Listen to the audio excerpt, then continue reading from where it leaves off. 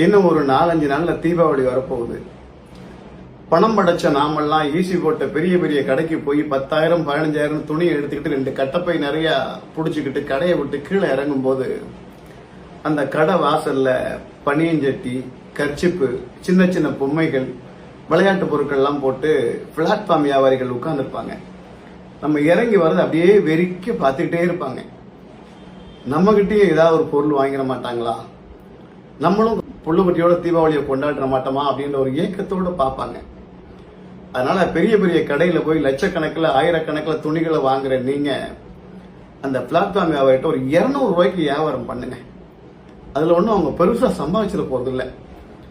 நம்ம அந்த கடைக்கு போயிட்டு வரும்போது அவங்க கிட்டே ஏதாவது ஒரு சின்ன பொருளை வாங்கிட மாட்டோமா அப்படின்ற ஒரு ஏக்கத்தோட தான் அவங்க உட்கார்ந்துருக்காங்க. அவங்க கிட்ட வாங்குற பொருளுக்கு ஜிஎஸ்டி கிடையாது, அவங்க பொருளை போட்டு கொடுக்குற கவருக்கு பைசா கிடையாது. ஒரு பொருளை வாங்கிட்டு அவங்க நம்மளை அனுப்பும் போது பத்திரமா போங்க, குழந்தைங்களை கையில பிடிச்சுக்கோங்க அப்படின்ற அன்பு அவங்க கிட்ட இருக்கும். ஆனா நீ 15,000 ரூபாய்க்கு பில் போட்ட அந்த கடையில உன்னை மதிக்கவே மாட்டான். தூக்கி சவட்டி கிடாசுவான், பணத்தை வாங்கி அப்படியே உள்ள குப்பை மாதிரி அள்ளி போடுவான். ஆனா அந்த 100 ரூபாயை அவங்க தெய்வமா கண்ணில் ஒத்திக்கிட்டு அவ்வளவு மகிழ்ச்சியோட நம்மளை அனுப்புவாங்க. அதனால அவங்களும் நம்மளை நம்பிதான் உட்கார்ந்துருக்காங்க. அவங்களுக்கும் குடும்பம், குட்டிகள் இருக்கு.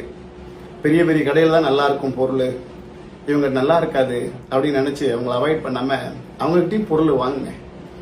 நான் இன்னைக்கு என் குடும்பத்தோட போயிட்டு பல கடைகள்ல ஒரு 20,000 ரூபாய்க்கு பில்லு போட்டு இறங்கும் போது ஒரு வயசான தாத்தா ஒருத்தர் பனியஞ்சட்டி, கர்ச்சிப்பு, சட்டை இந்த மாதிரிலாம் வித்துக்கிட்டு இருந்தாரு. அவர்கிட்ட ஐயா பனியன் எவ்வளோயா அப்படின்னு கேட்டேன். ஒரு பனியன் 70 ரூபா அப்படின்னாரு. 3 பனியன் கொடுங்கய்யா அப்படின்னு சொல்லிட்டு ஒரு 3 பனியன் எடுத்தேன். 3 வெள்ளை பனியன் எடுத்தேன். 210 ரூபா ஆகுதியா, எனக்கு அந்த 3 பனியன் 30 ரூபா லாபம் கிடைக்கும், நீங்க 10 ரூபா கழிச்சுக்கிட்டு 200 ரூபா கொடுங்கயான்னு. நான் வேணாம் யா, நீங்க 210 ரூபாய் வச்சுக்கோங்க அப்படின்னு கொடுத்த உடனே அந்த தாத்தா முகத்தை ஒரு சிரிப்பை பார்த்தேன் பாருங்க. 1 லட்சம் ரூபா கொடுத்து ஒருத்தனை சரின்னு சொன்னா கூட அப்படி ஒரு சிரிப்பை சிரிக்க மாட்டாங்க. அவ்வளவு ஒரு சந்தோஷம். அதனால அவங்களும் மன மகிழ்ச்சியோட இருக்கணும்னா, எல்லாரும் தீபாவளி கொண்டாடணும் நீங்க ஆசைப்பட்டீங்கன்னா இந்த மாதிரி சின்ன சின்ன கடைகள், பிளாட்ஃபார்ம் வியாபாரிகளுக்கு முக்கியத்துவம் கொடுங்க. அவங்களுக்கும் குடும்பம், குட்டி, குழந்தைகள்லாம் இருக்கு. நம்ம கொடுக்குற அந்த 5 கொத்து லாபம் தான் அவங்க வயிற்று பசியை போக்கும். சிங்கம், புலி, கரடி அப்படின்னு பெரிய பெரிய உயிரினங்கள் வாழ்ற இதே உலகத்துல தான் எறும்பு போன்ற சிறிய உயிரினங்களும் வாழுது. அந்த பிளாட்ஃபார்ம் வியாபாரிகள் அந்த எறும்பு மாதிரி. அதனால அவங்க நம்ம தான் வாழ்வளிக்கணும். அனைவருக்கும் இனிய தீபாவளி திருநாள் நல்வாழ்த்துக்கள்.